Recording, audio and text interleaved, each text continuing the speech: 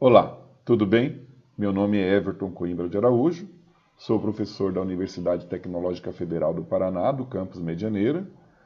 Ministrarei a você a disciplina a qual você está matriculado. Os recursos de vídeo estarão disponibilizados via YouTube, por meio desse canal que você teve acesso. É um vídeo que ficará disponibilizado de maneira pública. Dessa maneira, peço a você que, se possível, curta, colabore com comentários e que possa também se inscrever ao canal e recomendá-lo em suas redes sociais, se assim julgar interessante. Meu e-mail de contato está disponibilizado aí no vídeo. Eu costumo responder a todos os e-mails, pode demorar, mas eu respondo.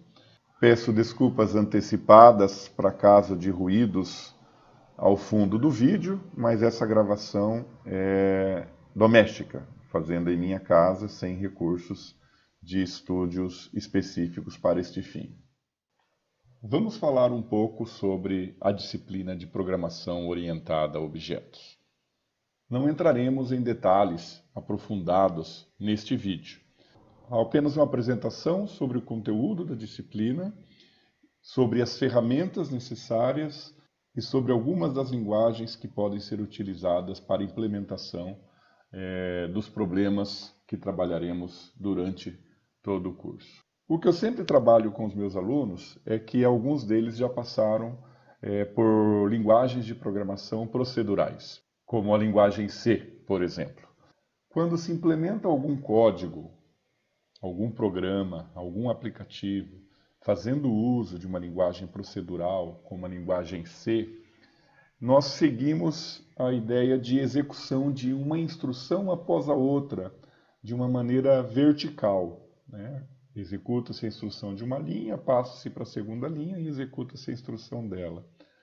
Nós podemos modularizar essa execução em funções. E essas funções funcionam de maneira independente, em alguns casos encadeadas por invocação uma a outra, em alguns casos ainda com dependências por meio de parâmetros e argumentos. Ainda em programação procedural, nós temos a situação dos dados, que eles não estão ligados diretamente às suas funcionalidades, aos seus comportamentos, às funções. Eles existem, mas são implementados de maneira independente, sem qualquer relação. Quando trabalhamos com o paradigma orientado a objetos, a primeira coisa que notamos de diferente e de maneira positiva é que os dados estão atrelados aos seus comportamentos, às funções. Porém, por convenção e orientação a objeto, o nome que damos a essas funções são métodos. E os dados são propriedades ligadas a um modelo, a uma classe. E cada classe pode ter várias instanciações dela, gerando objetos. Mas são detalhes que veremos pouco a pouco neste curso. Afunilando o conteúdo para a orientação a objetos, nós temos alguns conceitos muito básicos e que são extremamente importantes. Nós temos a abstração, eu gosto de começar por ela, que é um dos princípios mais simples, porém mais complicados para quem começa com orientação a objeto. Porque nós precisamos visualizar situações, objetos, eventos que em alguns casos não podem ser mensurados.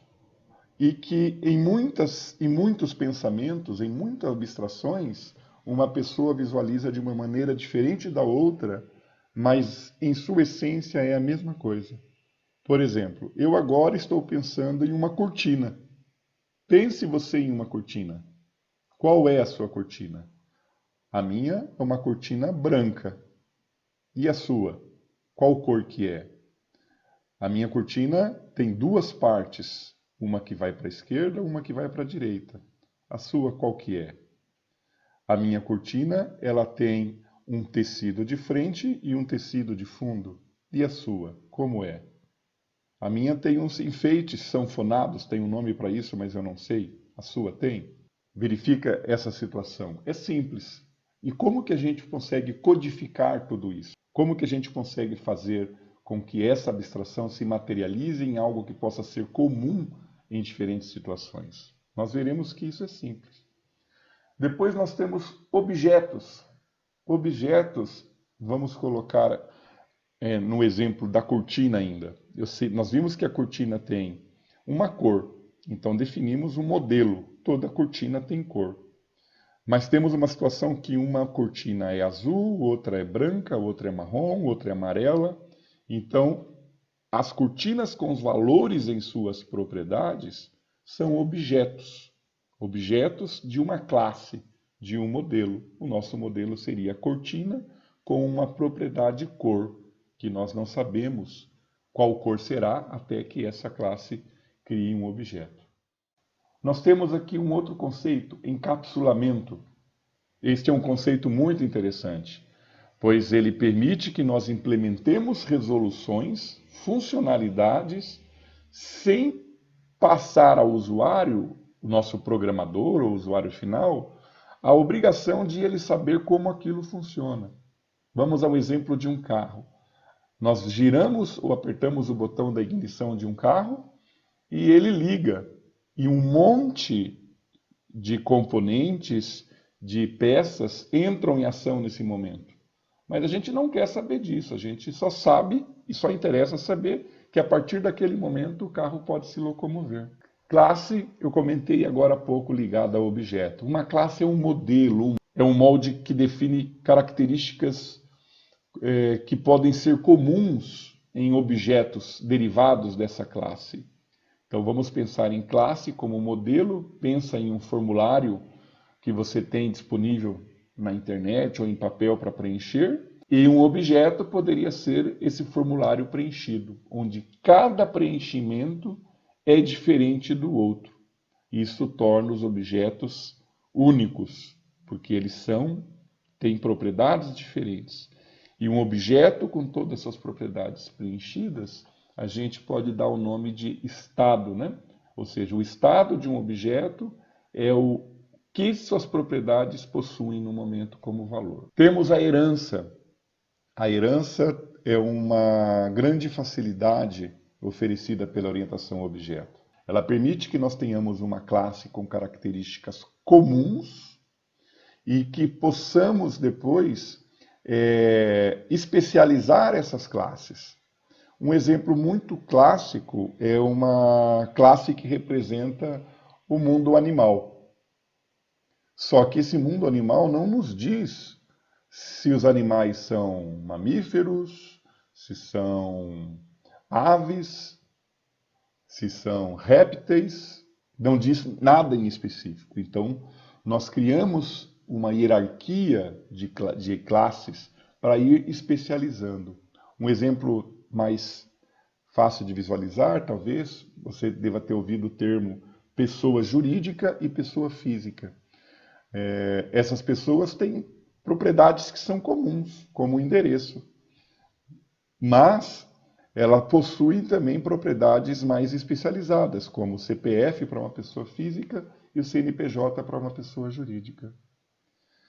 E existe uma das propriedades, um dos conceitos mais difíceis de se entender da orientação a objeto, que é o polimorfismo.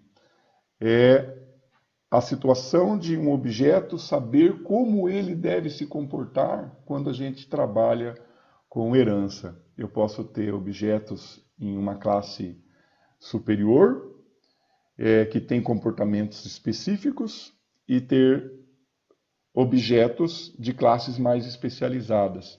E eu posso mandar executar o objeto genérico em qualquer tipo de objeto dessa estrutura. E isso torna a execução polimórfica. São detalhes, são coisas, são pontos que nós veremos em implementação pouco a pouco. Aqui, nessa imagem, nós podemos verificar como podemos levantar, como podemos modelar um problema, uma aplicação. Cada quadradinho que você vê é uma classe com suas propriedades. Talvez não seja visível para você agora o conteúdo delas, mas isso é detalhe e não vem ao caso. As linhas que nós vemos ligando uma classe a outra chama-se associação. Quer dizer que uma classe se liga a outra em um processo de dependência. Uma vai depender da outra para executar a sua função. Vamos pensar no caso de eu ter uma classe de aluno e ter uma classe de endereço. E eu tenho aluno ligado a endereço.